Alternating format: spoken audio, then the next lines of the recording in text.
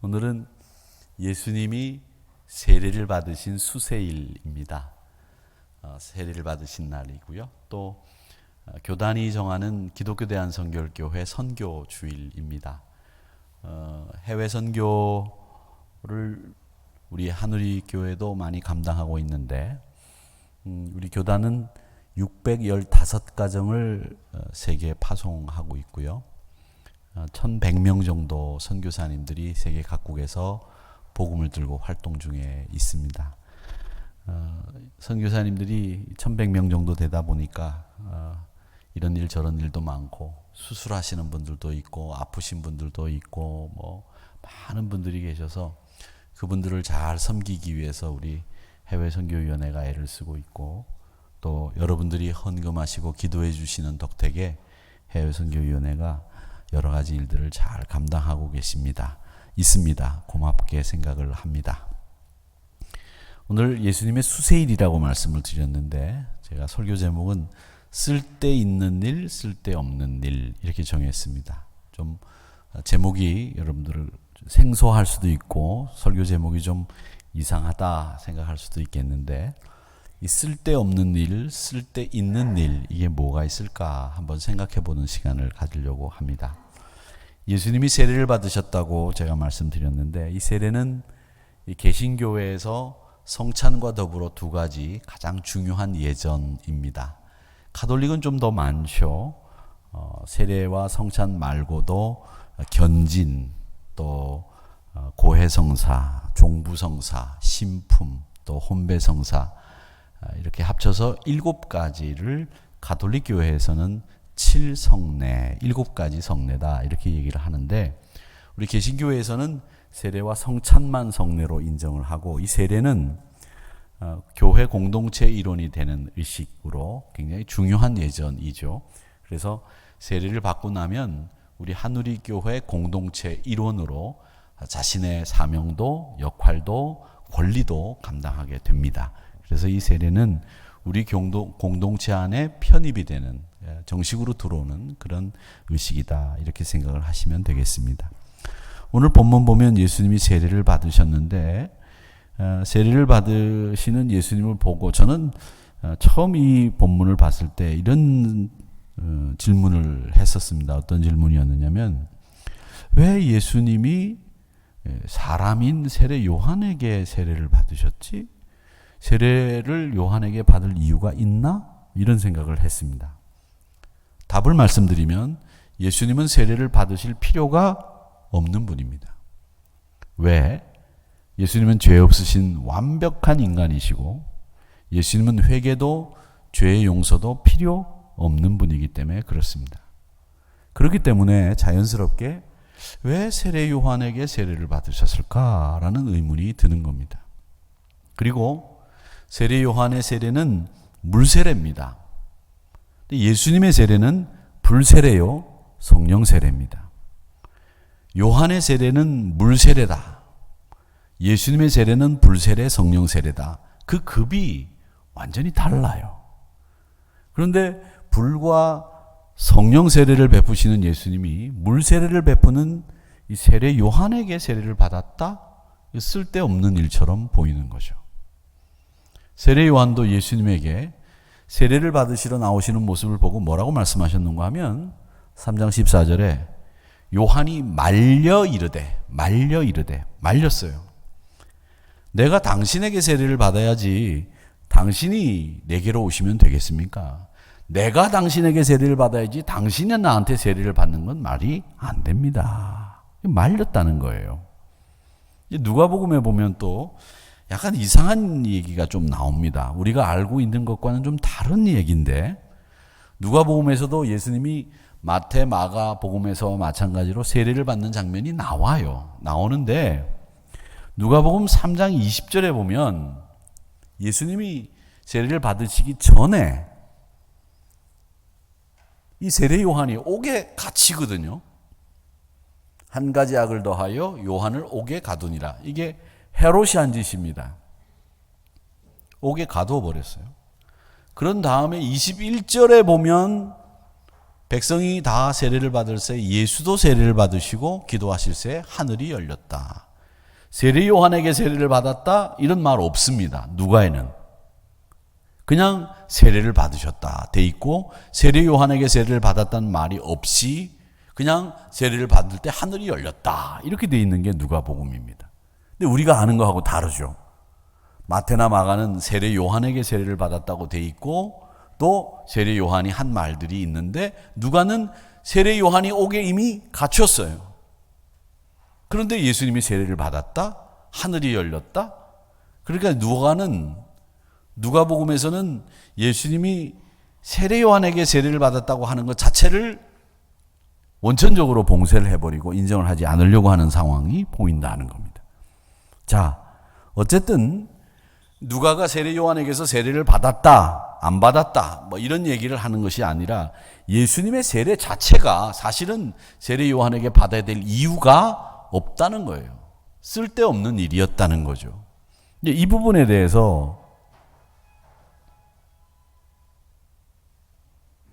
비발디네요.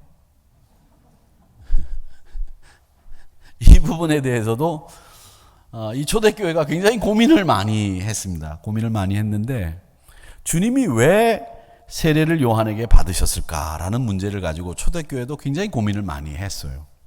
여기에 여러 가지 의견들이 있었는데 저는 이 세례 요한에게 세례를 받아야 되는 이유가 뭘까 이 고민한 이 초대교회 이야기 하나 하고 주석가인 바클레이 얘기를 하나 해드리려고 하고 예수님의 이야기를 또 하나 해드려야 되겠죠. 그렇게 한번 정리를 해보려고 합니다.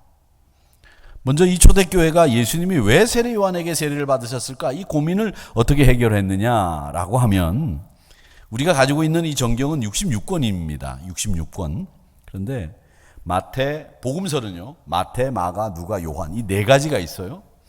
그런데 이 정경인 66권 이외에 외경이 있습니다. 외경. 그리고 그 외경보다 더 멀리 있는 책이 정경에 못 들어오는 책이 위경이라는 책이 있습니다. 근데 이 외경 가운데 복음서가 있거든요. 우리가 가지고 있는 정경 마태, 마가, 누가, 요한 말고 그 복음서가 뭐가 있느냐면 히브리 복음서가 있습니다. 이게 마태가 쓴 복음서입니다. 히브리인들을 위해서 쓴 복음서라고 알려져 있는데 거기에 보면 이 마태가 썼다고 하는 히브리 복음에 보면 예수님이 세례 요한에게 세례를 받으시는 장면에 예수님이 하신 말씀이 기록되어 있어요. 뭐라고 되어 있느냐면 이렇게 되어 있습니다. 보라, 세례 요한이 죄를 사하는 세례를 베풀고 있다. 우리도 가서 그에게 세례를 받자. 이렇게 예수님의 말씀이 기록되어 있어요. 이 말씀은 예수님이 가족들에게 하신 말씀입니다. 마리아와 더불어 가족들에게 하신 말씀이에요. 그래서 이 말씀을 근거로 해서 초대교회 신자들은 예수님이 신앙심이 돈독한 어머니 마리아와 신앙심이 돈독한 그 형제들을 즐겁게 하기 위해서 기쁘게 해드리기 위해서 세례 요한에게 가서 세례를 받자고 권유하시고 가셔서 세례를 받은 것이다. 이렇게 해석을 합니다.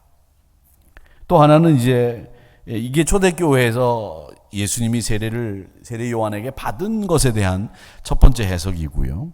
또 바클레이라고 하는 사람은 이분이 탁월한 신학 주석가입니다. 신약 성경의 주석으로는 최고예요. 굉장히 주석이 탁월합니다.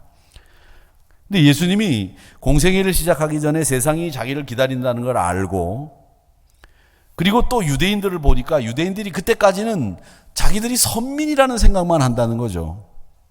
선민, 나는 하나님이 택하신 백성이다. 이방인들은 짐승이다. 이런 선민들의 생각을 가지고 있었고 이 유대인들이 자기가 죄인이라고 하는 생각을 전혀 못한다는 거죠. 그래서 세례받을 필요도 없다고 생각했는데 이방인들이 세례를 받을 때는 개종할 때만 세례를 받았어요.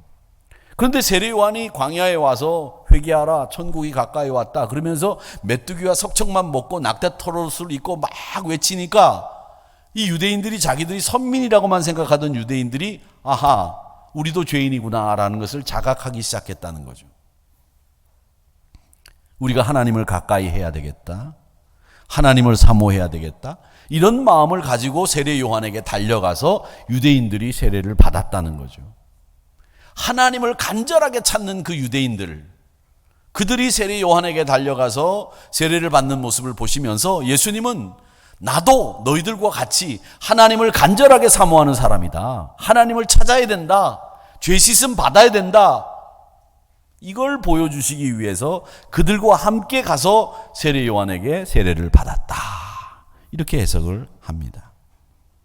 그러니까 이 바클레이와 히브리 복음서라고 하는 내용을 볼 때 세례 요한에게 세례를 받으신 이유는 가족들의 신앙심이 돈독하니까 기쁘게 해드리기 위해서 하나, 또 선민이라고 생각하는 유대인들에게 우리가 죄인이고 우리가 하나님을 찾아야 된다고 하는 걸 보여주기 위해서 예수님이 세례를 받았다. 이렇게 해석을 한다는 거죠. 그러면 예수님은 뭐라고 말씀하셨느냐 하는 거죠. 예수님은 도대체 뭐라고 말씀하셨느냐. 15절에 보면 세례 요한이 세례를 받으러 온 것을 말리니까 예수님이 이제 허락해라. 나한테 세례 베풀어라. 이 말이죠. 우리가 이와 같이 네가 세례를 베풀고 내가 세례를 받는 것이 모든 의를 이루는 것이고 그게 합당하다. 이렇게 말씀하셨어요. 그러니까 예수님은 하나님의 의를 이루는 방법으로 네가 나한테 세례를 베풀고 나도 너에게 세례를 받겠다. 이 얘기를 하신 거죠. 또 요한복음 1장에 보면 요한의 의견이 나옵니다. 요한이 뭐라고 얘기했느냐면 예수님의 세례에 대해서 요한이 얘기해 놓은 게 있어요. 그게 뭐냐면 요한이 증언하여 이르되, 요한이 말한 거예요. 증언해서 이 얘기한 거니까. 내가 보면 성령이 비둘기같이 하늘로부터 내려와서 그의 위에 머물렀더라. 나도 그를 알지 못했다. 나를 보내서 물로 세례를 베풀라 하신 그이가, 나를 보내서 예수님에게 물로 세례를 베풀라고 하신 그 하나님이 뭐라고 말씀하셨냐면 성령이 내려서 누구 위에 머물게 되는 것을 보게 되거든 그가 곧 성령으로 세례를 베푸실 분이고 그가 곧 하나님의 아들이라고 말씀하셨다. 이 얘기가 요한복음 1장에 나오는 얘기예요. 그러니까 요한은 내가 세례를 베푸는 것은 그가 하나님의 아들인 것을 증명하기 위해서, 그가 성령으로 세례를 받는다는 것을 보여주기 위해서 나는 그에게 세례를 베풀었고 그에게 세례를 베풀라고 하나님이 말씀하셨다. 이게 요한의 증언이에요. 그게 요한복음 1장에 나오는 이야기. 그러니까 우리는 지금 네 가지 의견을 본 겁니다. 히브리 복음서라고 하는 곳에서 가족들을 기쁘고 즐겁게 해드리기 위해서 예수님이 세례를 받으러 가자고 말씀하신 것. 바클레이가 얘기한 것처럼 모든 그리스도인들이, 유대인들이 그리스도인이 되기 전에 자기들이 선민이라고 생각하던 그 사람들이 그리스도인이 되기 전에 그들이 하나님을 갈구하고 하나님을 찾는 사람이라고 하는 것을, 내가 죄 씻음 받아야 되는 사람이라고 하는 것을 보여주시기 위해서 예수님이 직접 세례를 받으셨다라고 하는 거 하나 하고, 예수님은 이 세례를 받고 베푸는 것에 대해서 모든 의를 이루는 것이라고 말씀하셨고, 또 요한은 성령으로 세례를 베푸실 분이 그분이라고 하는 것을 보여주기 위해서 나는 세례를 베풀었다. 이렇게 얘기를 하는 거죠. 자, 어쨌든 이렇게 예수님이 세례 요한에게 세례를 받으셨는데 여러분 이 이야기를 어떻게 이해하십니까? 아, 그렇게 얘기를 하셨으니까 그렇게 이해하면 되지 또 뭐 어떻게 이해하냐고 우리한테 이렇게 물으십니까? 이렇게 말씀하실 수 있는데, 저는 어쨌든 해석이 이렇든 저렇든 간에 네 가지 해석이 있고 예수님이 모든 의를 이루는 것이 합당하다라고 말씀하셨다고 하더라도 이건 우리 인간적인 입장에서 볼 때는 예수님은 세례 요한에게 세례를 받을 필요가 없는 거예요. 쓸데없는 일이었다는 거죠. 그런데 왜 이 쓸데없는 일을 하셨느냐? 이걸 우리가 생각해 봐야 되는 겁니다.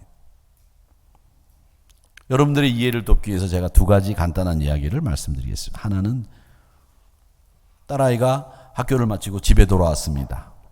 제 딸아이 아닙니다. 저녁 시간이 됐는데 이상하게 아무도 집에 들어오질 않아요. 배가 고픈데 전화를 해도 전화를 안 받아요. 그래서 가족들이 돌아오기 전에 내가 오늘은 저녁을 내가 지어야 되겠다, 이런 기특한 생각을 하고 밥을 짓고 된장을 끓였습니다. 간이 제대로 맞았는지 안 맞았는지 이런 방법 저런 방법으로 간신히 저녁을 준비했는데 7시가 돼도 가족이 아무도 안 돌아오는 거예요. 아무도 안 돌아와요. 다시 엄마한테 전화를 했더니 그제서야 엄마가 전화를 받습니다. 뭐라고 그러냐? 너 왜 안 오니? 오늘 다 같이 외식하자고 해서 지금 식당에 모여 있는데 너만 안 와서 지금 너만 기다리고 있다. 빨리 와. 아뿔싸.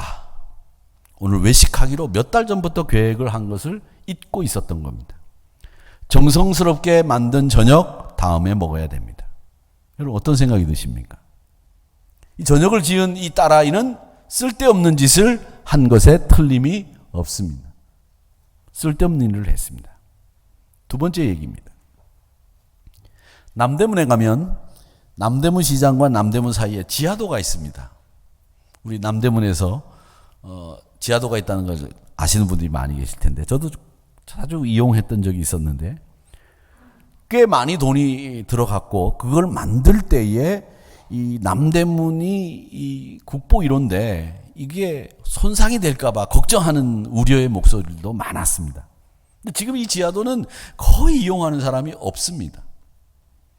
왜냐하면 길 위에 보행자 위주의 교통행정을 한다고 해서 횡단보도를 잘 만들어 두어서 지하도로 굳이 들어갈 사람이 없습니다.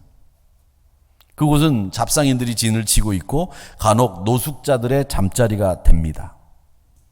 서울시에서는 한때 그곳에 문화공간을 만들어 보겠다고 했다가 그 문화공간이라고 하는 것이 될 것 같지가 않으니까 그 계획을 철회했습니다. 여러분, 이 일이 쓸데있는 일이라고 생각합니까? 쓸데없는 일이라고 생각이 드십니까? 이 두 가지 일을 제가 말씀을 드렸는데 이 말씀드리는 이유는 쓸데없는 일을 한 이야기들입니다. 그런데 딸아이가 쓸데없이 저녁을 지었습니다. 남대문 지하차도도 쓸데없는 건축이었습니다. 괜히 예산만 낭비한 거죠. 그런데 딸아이가 밥을 지은 이야기는 쓸데없는 이야기임에는 틀림없지만 그 안에는 가족 사랑이 있습니다. 일을 굳이 나누자면 우리가 하는 일들을 쓸데없는 일과 쓸데있는 일로 나눌 수 있습니다.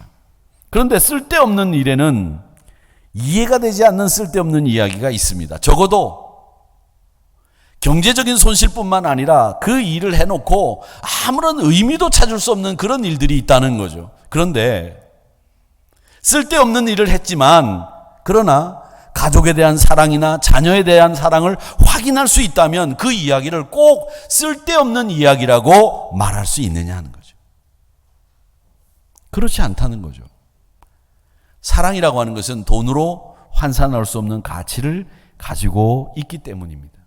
근데 우리는 너무나 많이 일을 가지고 판단을 할 때 쓸데없는 일, 쓸데있는 일을 효용가치, 값어치, 결과 이런 걸 가지고만 판단을 한다는 거죠.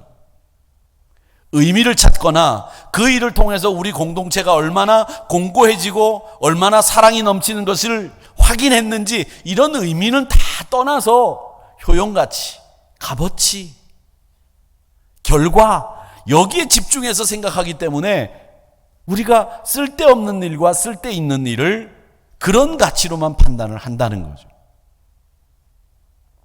여러분은 어떠셨습니까? 예수님이 세례가 쓸데없는 일이었기 때문에 세례 요한도 극구 만류했습니다.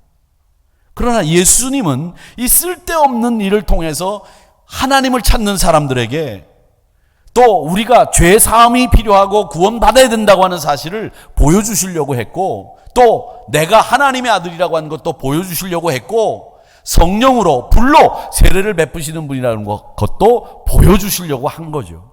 그 쓸데없는 일을 통해서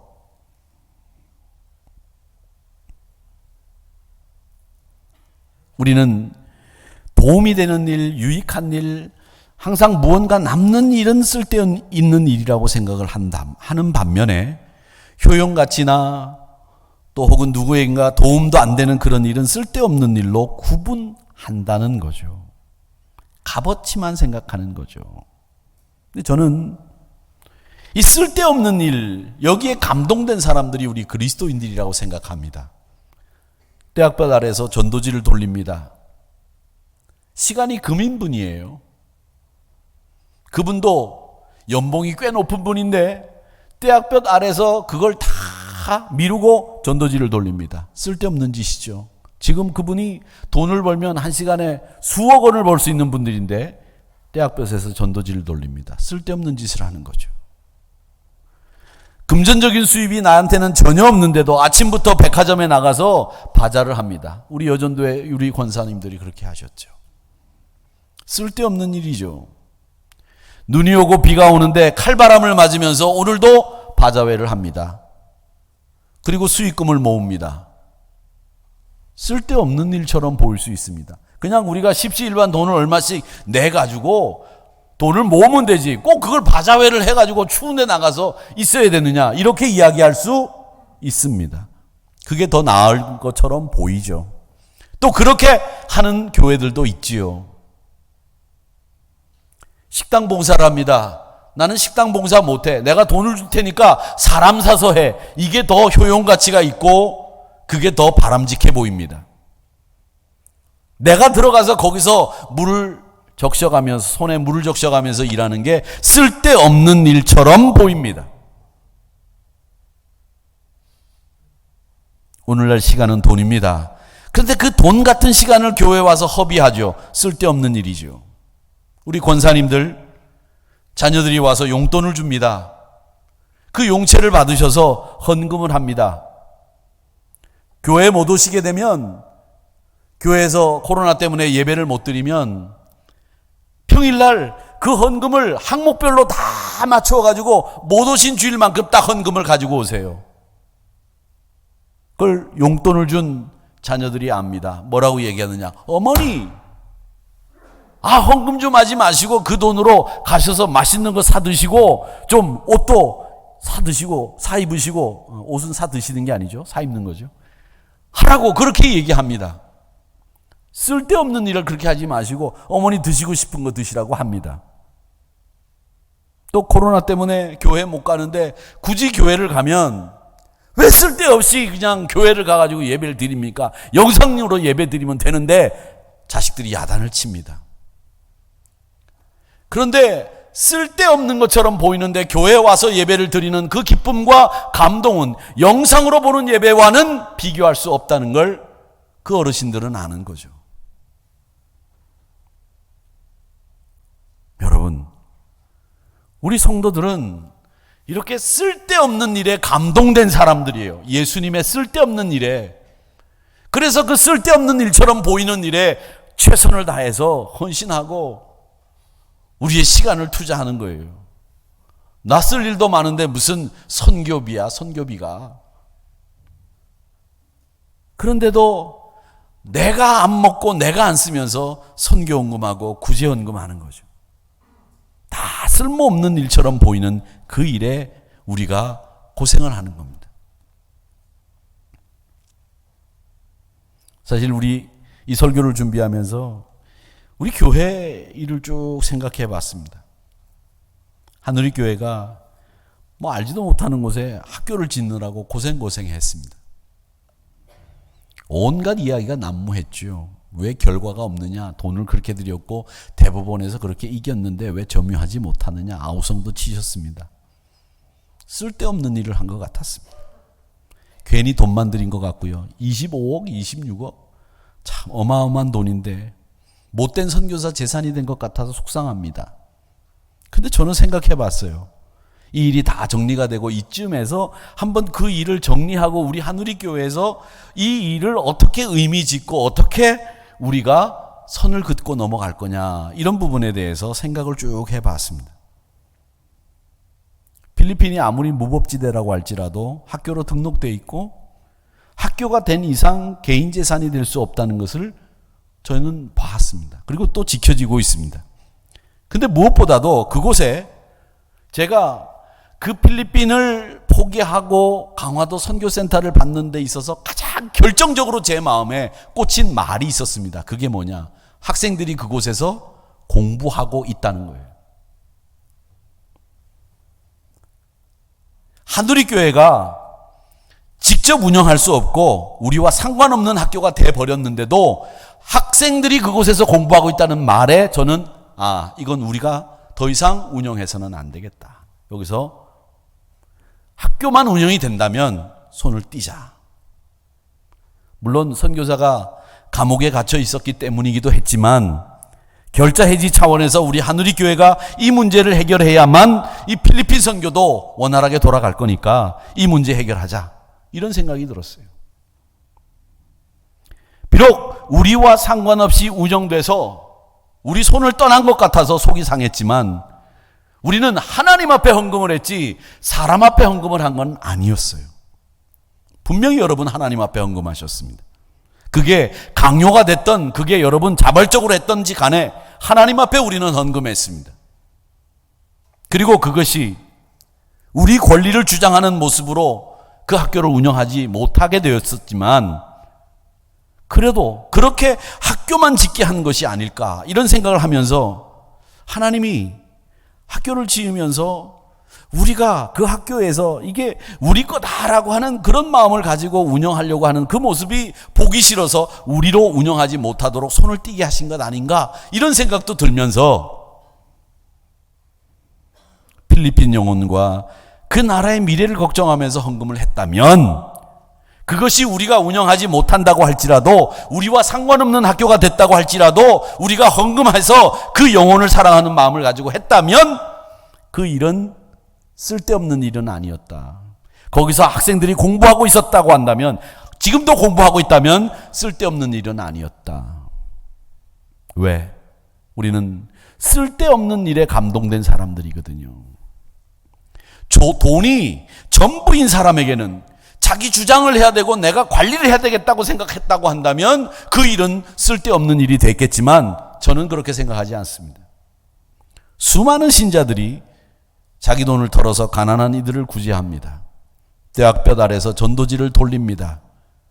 시간이 돈인 사람들에게는 쓸데없는 일이죠.